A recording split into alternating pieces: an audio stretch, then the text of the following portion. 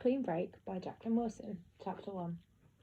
I thought it was going to be the best Christmas ever. I woke up very, very early and sat up as slowly as I could, trying not to shake the bed. I didn't want to wake Vita or Maxie. I wanted to have this moment all to myself. I wriggled down the end of the bed, carefully edging round Vita. She always curled up like a little monkey, knees were under her pointed chin. It was so dark that I couldn't see at all, but I could feel. My hand stroked the 3 little woolly socks stretched to bursting point. They were tiny stripy socks, too small for even Vita. The joke was to see how many weeny presents could be stuffed inside. Vita and Maxie appreciated Santa's sense of humour and left him miniature mince pie on a doll's tea set plate and a thimble of wine, and wrote him teeny tiny thank you letters on pieces of paper no bigger than a postage stamp. Well, Vita couldn't fit her shaky pencil writing onto a tiny scrap, but she did write, "Dear Santa, I love you lots and lots. Please leave me lots and lots of little presents. From your special friend Vita," on a big piece of paper, and then she folded it up again and again. Maxie simply wrote a letter, M, and lots of wonky kisses. I wrote a letter too, even though I was only pretending for Vita and Maxie's sake. I knew who filled the Christmas socks. I knew he was much more magical than any bearded old gent in a red gown. I felt past the socks to the space underneath. My hand brushed 3 parcels wrapped in crackly paper and tied with silk ribbon. I felt their shapes, wondering which one was for me. There was a small square hard parcel, a flat oblong package, a large one, widely squashy one, a very weird one at the end. I hung further out of bed, trying to work out the peculiar shape. I wriggled a little too far and went scooting right over to the other end, landing on my head. Maxie woke up and started shrieking. "Shh! Shut up, Maxie. It's okay, don't cry," I said, crawling past the presents to little Maxie on the mattress. He doesn't want to sleep in a proper bed. He likes to set up a camp with all of his blankets and cushions and his cuddly toys. Sometimes it was hard to spot Maxie himself under all the droopy teddies. I wrestled my way through a lot of fur and found Maxie, quivering in his going-to-bed jersey and underpants. That's another weird thing about Maxie. He hates pyjamas. There are a lot of weird things about my little brother. I crawled onto his mattress and cuddled him. "It's me, silly. I thought you were a wild thing coming to get me," sobbed Maxie. Where the Wild Things Are was Dad's favourite book. The little boy in it is called Max, and he tames all the wild thing monsters. That's where our Maxie got his name. Reading the book to him was a big mistake. Our Maxie couldn't tame wild things, scary monsters. He wouldn't be up for taming wild fluffy baby bunnies. "The wild things are all shut up in their book, Maxie," I whispered. "Stop crying. You'll make my nightie wet. Cheer up, it's Christmas." "Is Father Christmas here?" Vita shouted, jumping from under the duvet. "Shh, it's only 6 o'clock, but he's been, and he's left us presents." "Has he left any presents for me?" said Maxie. "No, none whatsoever," said Vita, jumping up and down, pouncing on the presents. "Yay! For dear Vita, love from Santa. And here we are again. To darling Vita, even more love from Santa. And then there's this one too. To my special sweetheart Vita, lots and lots and lots of love from Santa. Nothing for you two at all, ha!" Maxie started sobbing again. "She's just teasing, Maxie. Don't let her wind you up." "Shut up, Vita. It's Christmas. Be nice. Leave the presents alone. We open them in Mum and Dad's bed. You know we do." "Let's go to their room now," said Vita, scrabbling at the bottom of the bed, scooping up all 3 parcels and clutching them to her chest. No, it's not time yet. Mum will be cross," I said, unpeeling Maxie and jumping up to restrain Vita. "My daddy won't be cross with me," said Vita. I hated it that she always said my daddy. It was a very mean trick that Vita used to remind me that he wasn't really my dad. He always said he loved me just as much as Vita and Maxie. I hoped it was true, because I loved him more than anyone else in the whole world, even a tiny bit more than Mum. More than Vita and Maxie, and much, much more than Gran. "We'd better wait till 7, Vita," I said. "No! 6:30 then. Mum and Dad were out till late last night. They'll be tired." "They won't be tired. It's Christmas. Stop being so boring, Em. You just want to boss me about all the time." It's impossible to boss Vita, even though she's years younger than me and literally half my size. She's the one who's the most bossy, ever since she could sit up in her buggy and shriek. It is a royal pain having a little sister like Vita. You have to learn to be dead crafty if you want to manage her. "If you come and cuddle back into bed, I'll tell you another Princess Vita story," I said. "A special Christmas Vita story. where she gets to fly to Santa's workshop and she has the pick of all the best presents and she meets Mrs. Christmas and all the little children Christmases, Clara Christmas, Caroline Christmas, and little Charlie Christmas. Can Prince Maxie play with Charlie Christmas? Said Maxie. No, he can't. This is my Princess Vita story, said Vita. I had her hooked. She got back into bed. Maxie grabbed an armful of teddies and climbed into the bed too. I lay between them making up the story. Princess Vita's stories were very boring because they always had to be about sweetly pretty showy-off Princess Vita. Everyone adored her and wanted to be her friends and gave her elaborate presents. I had to go into extreme detail describing each designer princess gown with matching wings, her jewelled 10-league trainers, and the golden crown, the exact shade of Princess Vita's long, long curls. Our Vita wriggled and squirmed excitedly, and when I started describing the golden crown, the pink diamond tiara and the ruby slides and the amethyst hair bubbles, she tossed her hair around as if she was adorning her own long, long curls. She hasn't really got any. Vita has very thin, fine, straight baby hair, like beige cotton. She's been growing it out for several years, but it hasn't reached her shoulders still. Her hair is straw rather than mouse. My hair is straw rather than mouse, and thick and strong. When I undo my plaits, it very nearly reaches my waist, if I tilt my head right back. Please put Prince Maxie into the story, Maxie begged, nuzzling my head against his neck. His hair is the same length as Vita's, coal black with a long fringe. If he's wriggled around a lot in the night, it sticks straight out like a chimney brush. Princess Vita has a brother called Prince Maxie, the boldest, biggest boy in the whole kingdom, I said. Maxie sucked in his breath with pleasure. As if, said Vita. Bother, Princess Maxie, tell me about Princess Vita's trip to see Santa. I ended up telling two stories, swerving between one to the other. 5 minutes of Princess Vita, a quick diversion to see Prince Maxie defeating the seven-headed dragon spouting scarlet flames, and then back to Princess Vita's sortie-ined Santa's sleigh. There aren't really seven-headed dragons, are there? Said Maxie. Nope, you've killed the very last one, I said. How do you know there aren't more in the cave and they can't see us? Said Maxie. Oh yes, there are lots and lots, all huddled down in the dark so you can't see them, but they're creeping out at night, all ready to get you, Vita said gleefully. Will you stop being so mean to him, you bad girl? I said. I'll torture you. I got hold of her arm and gave her a tiny Chinese burn. Didn't hurt, laughed Vita. No one can hurt me. I'm Princess Vita. If any monsters come bothering me, I'll give them a kick with my 10-league trainers and they'll beg for mercy. Okay, let's get you begging for mercy. I'm going to tickle you, I said, scrabbling under her chin, in her armpit, on her tummy. Vita giggled and kicked and squirmed, trying to burrow under the duvet away from me. Come on, Maxie, let's get her, I said. Tickle, tickle, tickle, said Maxie, his hands shaped into little claws. He stabbed at Vita ineffectively. She was in such a giggly heat, she squealed anyway. I'm tickling Vita, Maxie said proudly. Yeah, look, she's cowering away from you, I said. But there's no escape, little Vita. The tickle torturers are relentless. I reached right under the duvet and found her feet. I held one captive in one hand and tickled the other. No, stop it, you beast! Vita screamed, thrashing and kicking. Hey, who's being murdered? Dad said, coming into the room, hands on his hips, just wearing his jeans. Dad! We all yelled and jumped up at him for a big hug. Merry Christmas, Dad! Santa's been, Dad, look! He's left lots of presents, all for me, said Vita. You wish, little Vita. He caught her and whirled her round and round. Me too, begged Maxie. No, little Maxie. We're going to toss you up like a pancake, picking Maxie up and hurling him high in the air. Maxie shrieked out in terror, but bore it because he didn't want to be left out. I didn't want to be left out either, but I knew there was no way Dad could toss me around and whirl me round the room. I sat back on the bed, feeling larger and lumpier than ever. Dad pretended to take a big bite out of Maxie, and then he set him free. Dad smiled at me. He bowed formally. Would you care to dance, Princess Glittering Green Emerald? I jumped up and Dad started doing this crazy jive with me, singing rock and roll version of Rudolph the Red-Nosed Reindeer.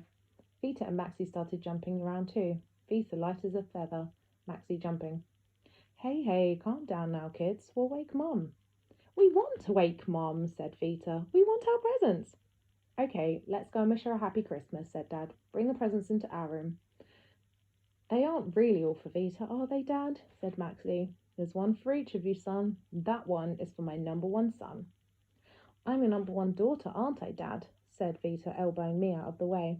You're my special little daughter, said Dad. I waited. I didn't want to be his big daughter. You're my special grown-up daughter, Emerald, said Dad. My name isn't really Emerald. It's plain Emily. All the rest of the family call me Em. I loved it when Dad called me Emerald.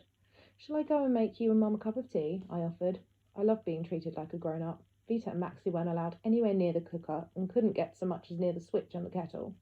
That would be great, darling, but if you start faffing around in the kitchen, your Gran will wake up. Ah, right. We certainly didn't want Gran climbing into Mum and Dad's bed with us. Come on then, kids. Let's get the Christmas show on the road, said Dad. He yawned and ran his fingers through his long hair. My dad's got the most beautiful hair in the whole world. It's thick, dark, glossy, black and long, like Maxie's, but Dad's grown his way past his shoulders. He wears it in a tight, fat plait during the day to keep it neat, and then it's all lovely and loose at night. It looks so strange and special, so perfect for Dad. He gets fed up with it sometimes, saying he looks like some silly old hippie, and he's always threatening to cut it. That's how Dad met Mum. He went into her hairdressing salon at the top of the Pink Palace on the spur of the moment and asked her to chop it all off. She took one look at him and said, "No way." She said she usually didn't go for guys with long hair, but she said it really suited Dad, and it would be such a shame to spoil such a distinctive look. That's what she said. I knew the story off by heart. Dad liked her paying him compliments, so when he asked her out for a drink when she finished work, they ended up spending the whole evening together and fell madly in love. They've been together ever since, just like a fairy story. They don't live in an enchanted castle because Mom doesn't earn that much money as a hairdresser, and Dad earns even less as an actor, though he has his fairy stall at the Pink Palace now. He works very hard, no matter what Gran says. We tiptoed along the landing so as not to wake her. She has the biggest bedroom at the front. I suppose that's only fair as it is her house, but it means Mum and Dad are squashed up in the little room, and Vita, Maxie and me are all crammed into our tiny room. Gran suggested one of us might like to go and sleep in her room with her, but we thought that was a terrible idea. Gran snores for a start. We could hear her snoring on Christmas morning, even with the door shut. Dad gave a tiny piggy snore, imitating her, and we all got the giggles. We had to hold our hands over our mouths to muffle them. Not easy clutching Christmas stockings and slippery parcels. We exploded into Mum and Dad's bedroom, dropping everything everywhere, jumping on the bed, snorting with laughter. Mum sat up, her hair hanging in her eyes. "What?" she mumbled. "Merry Christmas, Mum." "Happy Christmas, babe," said Dad, kissing her. "Oh, darling, happy Christmas," said Mum, flinging her arms around him and running her fingers through his hair. "Give me a Christmas kiss, Mum," Vita demanded, pulling at her bare shoulder. "Me too, Maxie. Me too, me too, me too," I said, making a joke of it, sending them up. "Happy Christmas, kids. Big kisses for all of you in just a minute," Mum said, wrapping her dressing gown around her and climbing out of bed. "Hey, where are you going?" said Dad, climbing back in. "Come back." "Got to take a little trip to the bathroom, darling," said Mum. We couldn't be mean enough to start opening our stockings without her. She kept us waiting a little while. She came back smelling of soap and toothpaste, her face powdered, her hair teased and sprayed into her usual blonde bob. "Come on, babe, come and cuddle up," said Dad, hitching Vita and Maxie along to make room for her. He ruffled Mum's hair like she was a little kid too. Mum didn't moan, even though she just made it perfect. She waited until Dad was helping Maxie up with his stocking, then she quickly patted her hair back into shape, smoothing down her strands and tweaking the ends. She wasn't being vain. She was just trying extra hard to look nice for Dad. We had this tradition of opening presents in turn, starting with the youngest, but this wasn't such a good idea with Maxie. He was so slow, delicately picking at the first tiny parcel from his stocking, prodding it warily and then cautiously shaking it as if he thought it might be a miniature bomb. When he decided it was safe to open, he spent ages nudging at the edge of the sellotape with his thumbnail. "Hurry up, Maxie," Vita said impatiently. "Just pull the paper." "I don't want to rip it. It looks so pretty." "I want to wrap all the presents up again after I've seen what they are," said Maxie. "Here, son, let me help," said Dad. And within a minute or two, he'd shelled all of Maxie's present stockings open out of their tiny paper. Maxie cupped his hands to all of them at once, his magic pencil that he could draw green and red and blue and yellow all in one go, a silver spiral notebook, a weeny yellow plastic duck no bigger than his thumb, a tiny toy tractor, a mini box of Smarties, a tiny watch on a little plastic strap, a glass green marble, and a pair of his very own nail clippers. Maxie always wants to borrow Dad's. "How does Santa know exactly what I like?" said Maxie. "How indeed," said Dad solemnly. "Will you help me wrap them back all up now, Dad?" "Yeah, of course I will." I'm unwrapping mine, said Vita, spilling her goodies all over the duvet, ripping each one with her scrabbly little fingers. She found a tiny pink lady ornament in a ballet frock, sparkly butterfly hair slides, a set of kitten and puppy stickers, a miniature box of red raisins, a weeny purple brush and comb set, a little book about a rabbit with print so tiny you could hardly read it, a bead necklace spelling I love Vita, and her very own real lipstick. I hope Santa's given you a very pale lipstick, said Mum. Go on then, Em, open your stocking. I was getting a bit too big to believe in Santa, but he still wanted to please me. I found a little orange journal with its own key, a tiny red heart soap, a purple gel pen, cherry bubbles for my hair, a tiny tin of violet sweets, a Miffy eraser, a Jenna Williams bookmark, and a pot of silver nail varnish. I love that colour, said Mum. Santa's got a good taste, Em. I wish he'd leave me a stocking. You've got our presents, Mum, I said. They weren't really special enough. We always made our presents for Mum and Dad, and they looked like rubbish. Maxie did a drawing of Mum and Dad and Vita and me, but we weren't exactly recognisable. We looked like 5 potatoes on toothpicks. Vita did a family portrait too. She drew herself very big, her head touching one end of the paper and her feet the other. She embellished herself with very long, thick hair and silver shoes with enormous high heels. She drew Dad on one side and Mum the other, using up so much space that she had squashed Maxie and me high up in the corner, just so our heads and shoulders looking down like gargoyles. I felt I was too old for drawing silly pictures. I wanted to make them all proper presents. Gran had recently taught me how to knit, so at the beginning of December I'd started to knit a woolen patchwork quilt for Mum and Dad. I knitted and knitted and knitted. In the playground, watching television, on the loo. By Christmas Eve, I had only managed 11 squares, not even enough for a newborn baby's quilt. I sewed the prettiest pink square into a weird pouch done up with a pearly button. It was too holey for a purse, but I thought perhaps Mum could have kept her comb inside. I sewed the other 10 squares into one long scarf for Dad. It wasn't exactly the right shape, and it rolled over at the edges, but I hoped he might still like it. I absolutely love it, Em, he said, wrapping it round his neck. I've always wanted a long stripy scarf ever since I watched Doctor Who when I was a little kid. Thank you, darling. He stroked the uneven rose. It's so cosy. I'll be warm as toast all winter. I felt my cheeks glowing. I knew he probably hated it and didn't want to be seen dead wearing it, but he really made me believe he truly loved it at the same time.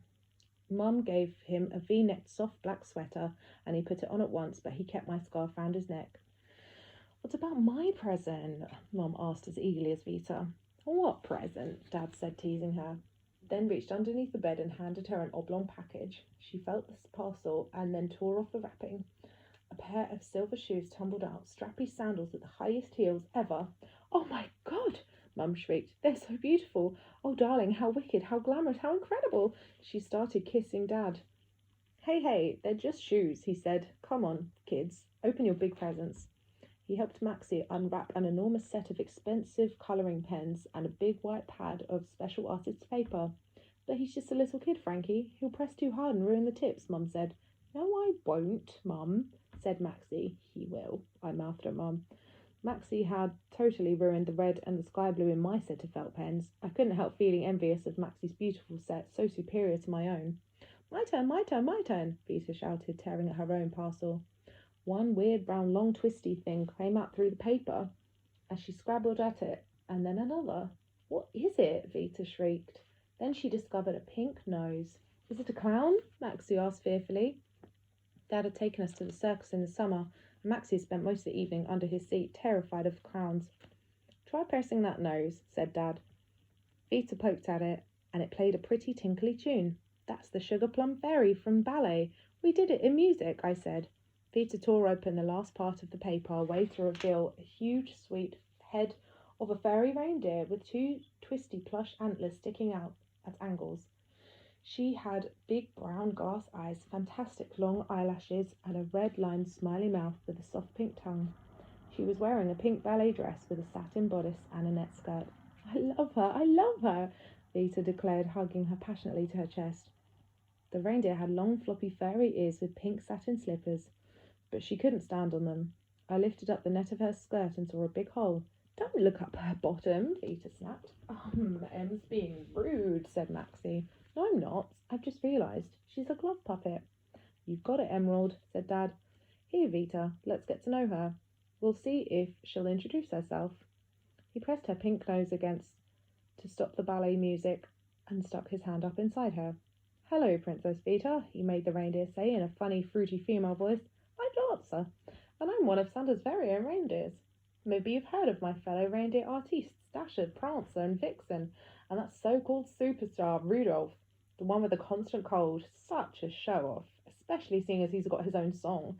Of course, I was always the leading reindeer, until I realised that all that sleigh pulling wasn't such a good idea. I have very sensitive hooves. Santa was devastated when I gave him my notice, but we artistes have to consider our talent. I am now Princess Vita's dancing companion and trusty steed." Dad made Dancer bow low and then twirl on her floppy legs. Vita clapped her hands, bright red with excitement. I felt envious again. Why couldn't I have had a puppet? Then Dad and I could have had endless games together. Vita and Maxie had special big presents this year. Why did mine have to be so tiny? It was just like one extra stocking present. "Aren't you going to open your present, Emerald?" said Dad. He slipped Dancer over Vita's hand, showing her how to work there. Vita waved her around wildly. Maxie laughed and tried to catch Dancer. One of her antlers accidentally poked him in the eye. Hey, watch out." "Oh, Maxie, for heaven's sake, it didn't really hurt," said Mum, grabbing Vita's arm and pulling Maxie closely for a cuddle. "Yes, Em, open your present. Whatever can it be?" I undid the wrapping paper, feeling foolish with all of them watching me. I got my mouth all puckered up, waiting to say thank you and give grateful kisses. Then I saw inside the black box and stared at what was inside. I was stunned. I couldn't say anything at all. "What is it, Em? Show us. Don't you like it?" It was a little gold ring set with a very deep green glowing jewel. "I love it," I whispered. "It's an emerald." "Not a real emerald, darling," said Mum. "Yes, it is. I'm not fobbing off my daughter with anything less." My daughter! I loved that as much as I love my beautiful ring. "Don't be silly, Frankie," said Mum. "Real emeralds cost hundreds and hundreds of pounds." "No, they don't. Not if you go to antique fairs and do someone a favour and find a little emerald for a very special small girl." He unhooked the ring from his little velvet cushion and put it on the ring finger of my right hand. "It fits perfectly," I said. "Well, I had it specially made for you, Princess Emerald," said Dad. "But however have you spent so much on all of us?" Mum said, shaking her head as if she'd been swimming underwater. "Never you mind," said Dad. "I wanted this to be a very special Christmas, one the kids will remember forever." "But we owe so much already." "Leave it, Julie," Dad said sharply. So Mum left it. We had a big Christmas cuddle, the 5 of us, 6 counting Dancer, and then we heard Gran going downstairs to put the kettle on. Vita insisted on having Dancer on her lap at breakfast time. Maxie held on to his felt tips too, balancing them across his bony knees. I stuck my hand out after every mouthful, admiring my ring. "Haven't we got the loveliest dad ever?" said Vita. Gran sniffed. "What have you done now, Frankie? Robbed a bank?" she said. Dad laughed and put his arm around her. "No, Ellen, no po faces, it's Christmas. Come on, you old bat, you know you love me, really." He gave her a kiss. She pushed him away, shaking her head, but she couldn't help smiling. She actually burst out laughing when she opened her present from Dad. It was a pair of tight designer jeans. "Oh, for God's sake, Frankie, I'm a grandma!" "And you've almost got as lovely a figure as your daughter. So flaunt it, eh? You'll look great in those trousers. Much better than those baggy old trousers. Try them on." "Don't think you can get around me," said Gran. But she changed into her new jeans after breakfast. Dad was right. Gran had a really good figure, though we'd never noticed before. From the waist down, she didn't look a bit like our Gran. Dad gave her a wolf's whistle, and she told him not to be so daft, but she blushed. "I'm still not going to wear them out, of course, but they're fine for the house." She had to go and change out of them again after Christmas dinner. We normally all eat it separately. Vita and Maxie and I have our tea after school. Mum just has snacks while she's waiting to have a meal with Dad. Gran heats up her own lean cuisine and eats them off a tray when EastEnders and Coronation Street are on television. But Christmas is different.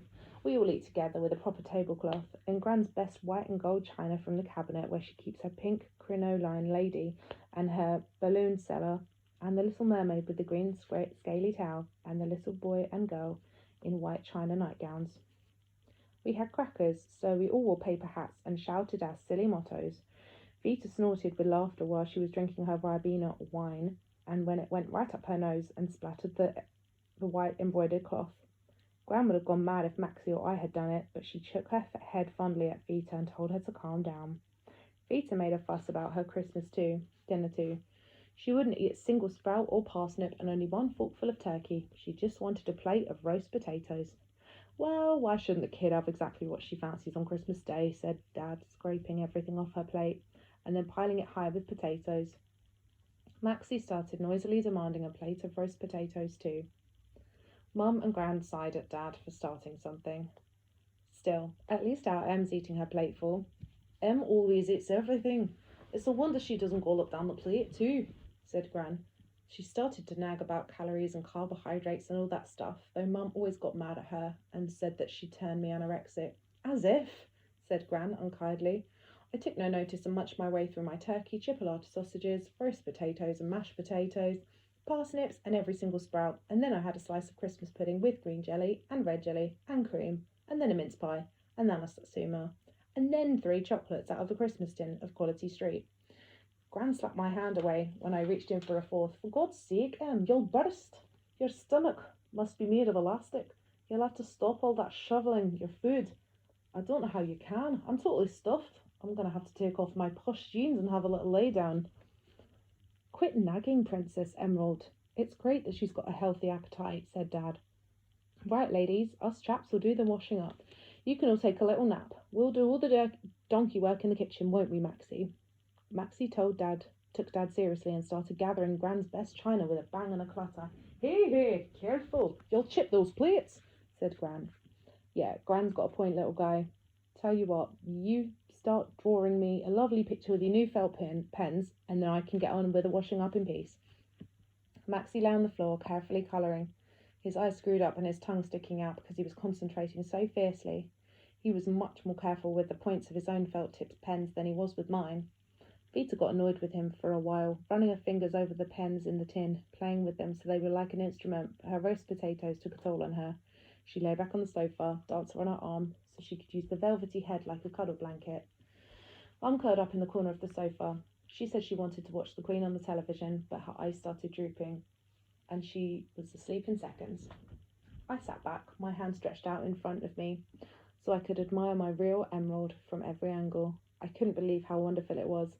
Dad said he got it at bargain price, but I knew it still must have cost heaps. More than Mum's silver sandals, or Gran's jeans, or Vita's reindeer, or Maxie's crayons. I mean, that must mean Dad loves me just as much as Vita and Maxie, even though I wasn't really his daughter. I knew I loved him more than anyone, far, far, far, far more than my own dad. I hadn't seen him for years. I didn't want to. We didn't have anything more to do with him, Mum and me. I decided to go help Dad with the washing up, even though he told us he wanted the kitchen to himself. I crept across the living room into the hall. I waved my ring in the mirror above the table telephone. It winked its brilliant green light back at me. The kitchen door was shut. I could hear Dad muttering inside. I grinned. Was he singing to himself as he did the dishes? I opened the door slowly, not making a sound. Dad had his back to me. Oh, darling, darling, darling, he said. I thought he was talking to me. And then I saw the hunch of his shoulders, his hand up against his ear. He was talking on his mobile. Yeah. Oh, Sarah, I'm missing you so much too. Still, I can't get out of Christmas. It means so much to Julie and the kids. I'm going to try and make it happy for them, though, dear God, it's such an effort now. Still, I'm planning on telling them soon. I can't stay much longer. I'm going crazy. I don't want to be without you, babe. I'm leaving them. I swear I am. Don't leave us, Dad. He whipped around. I waited for him to tell me I got it all wrong. He wasn't talking to some girlfriend. He was acting a part, playing some stupid joke. Dad could always talk his way out of anything. I wanted him to tell me any old story, even if I knew he was lying. He didn't say anything. He just stood staring at me, biting his lip foolishly, the way Maxie does when he's been caught out. The mobile phone buzzed as someone spoke to him. Call you back, said Dad, and he switched off the phone. He held it warily as if he was holding a hand grenade. We stared at each other, standing freeze-framed. I wished I could rewind a minute, so I could be back in the hall, happily waving my emerald ring around. You're not really leaving us, are you, Dad? I whispered. I'm sorry, Em, he said. The room started spinning. I staggered to the sink and threw up all over the china in the washing bowl.